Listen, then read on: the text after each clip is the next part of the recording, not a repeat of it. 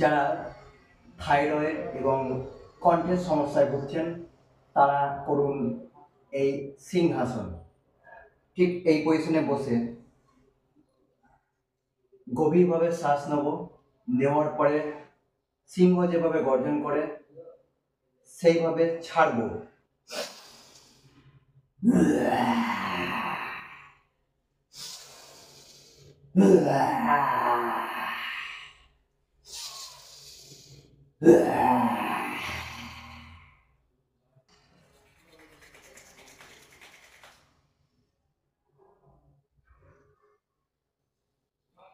এভাবে 5 থেকে 10 বার করুন।